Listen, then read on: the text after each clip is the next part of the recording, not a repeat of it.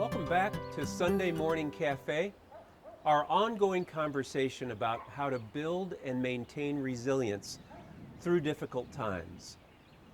Over the years, I've conducted my own resilience research and paid attention to that research that other clinicians have done. Something comes up time and again when you read that research and when I did my own research. There's a thing that resilient people do and a practice they engage in. I want to talk about that today.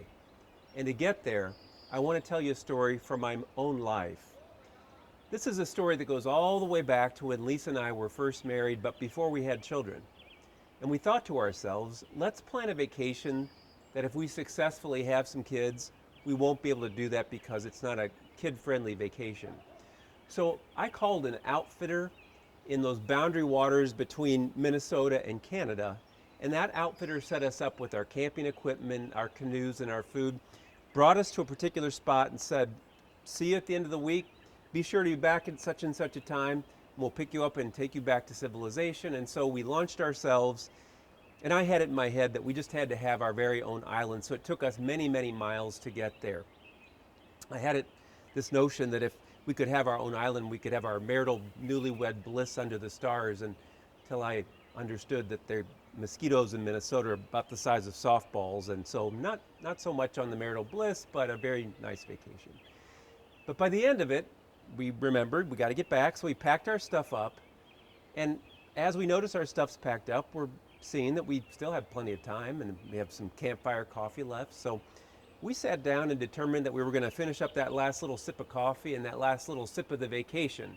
So we're reading our novels and enjoying ourselves, and we look up in the sky and we start noticing that milky white sky is changing to kind of a blue-black sky with a little bit of green in it, and we're like, we can't wait this thing out. We got to get back at such and such a time. So we hurried and we put ourselves into the boat and launched our boats, and about the time we launched the boat, the heavens launched the rain down onto us. And then pretty soon, as we're out there canoeing, we notice that the wind is picking up. And before long, that rain is coming horizontally into our faces. And it's picking up whitecaps. And we're noticing that if we're not pulling as hard as we can with every pull, we're blowing backwards. And so I don't know if it was Lisa who did it first or me who did it first, but one of us yells out, "Beauty check on the right." And you look over to the right and there's the stand of gorgeous pine trees. Pretty soon, "Beauty check on the left." You look on the left and here's the beautiful bouquet of wildflowers that doesn't even clash, just there for us. The sense that Lisa and I had was that if we do successfully have kids, we're not going to get to enjoy scenery like this. So we'd better enjoy it while we have it right here. So we did our beauty checks all along the way. And to this day, if you were to ask my wife Lisa or me, we'd tell you, we're convinced it's those beauty checks that gave us the energy and the power to make it through that long journey all the way back. Well, here's the good news. We did conceive and had a girl. And then a couple years later, we had our son. And before we had our third child, that was about the time that my wife began her medical residency. And in those days, about every fourth day, Lisa would have to work a 36-hour shift, frequently with no sleep at all. If she was lucky, a couple hours sleep. She'd finish that shift, she'd come home. Now, granted, we've got a little 3-year-old and a 9-month-old.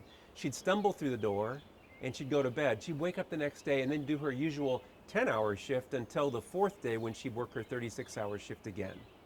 Now me, I cut my workload in half and I'd stay home with the kids. When they took their naps, guess what I was doing? I was writing my dissertation for my PhD, which is that book that you write to get your PhD. If they're taking a nap, I'm writing. And I want to tell you, it did feel like that wind was blowing the rain horizontally into our faces. And it did feel like if we weren't paddling as hard as we could with every pull, we were blowing backwards. Thank goodness Lisa and I remembered to do our beauty checks. If Lisa stumbled through the door with any kind of energy left in her at all, I'd pour out an adult beverage after I got the kids down, and we'd say, we're on a date. That was a beauty check. Or if I could put some food with it, maybe light a candle, I'd say to her, we're at the most exclusive restaurant in St. Louis. We were doing our beauty check. You getting a feel for this? And if we could get the kids and have a day off, we'd go to the zoo and we'd say, we're on vacation. Beauty. What resilient people know how to do is they know how to do their beauty checks. Put a different way, what research says over and over again is that resilient people, they make practically a defiant and intentional decision to find the positivity in any given situation, even in really hard situations. I'm going to say that again. A defiant, intentional decision to find the positivity. What I'm not saying is that on a positive day, they notice the positivity. In the hardest of days, they're scanning their environment to see where the beauty is, to celebrate it, and to be positive in those instances. Does it feel to you like the rain's blowing horizontally into our faces these days? Does it feel to you that if you're not paddling as hard as you can, does it feel like you're blowing backwards in the challenge that we find ourselves in right now? The question I'd like to ask of you and me is, are you doing your beauty checks? Are you making it a point to notice in your environment the positive, to make note of it and to celebrate it? You and I, we both know we can find those instances where there's a lack of kindness, where there's a stinginess, where there's not enough. We can find those. It's easy to find those kinds of things. To be resilient, though, is to make that defiant and intentional decision to scan your environment to find that beauty that's worth celebrating. My father-in-law's wife, he's on dialysis, so his immune system is compromised. She goes to the store in Florida, where there's so many people who are aged now and are in that risk category. Well, she goes to the store and she sees on the shelf the last 2 remaining bottles of Clorox wipes. On her way there, some guy in his 30s grabs them to go buy them. She has the courage to walk up to him and explains her situation and her husband at home and says, "Can I just buy one of them?" That 30-something-year-old guy looks at her and says, "You know what? Why don't you have both of these?" And he hands those over to her. My father-in-law's wife telling me that story gave me the opportunity to do my beauty check. There will be hundreds of those stories. Maybe not as dramatic as that story, but there will be hundreds of those stories for those who will take the time to be resilient and notice them, and to tell those stories and notice them and celebrate those stories. So that's what I want to leave us with this week until I see you next week.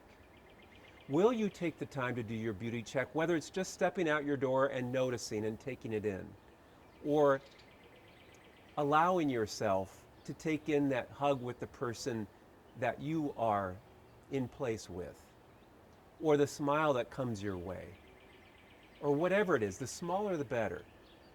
Will you conduct that beauty check and celebrate it so that your own resilience can grow?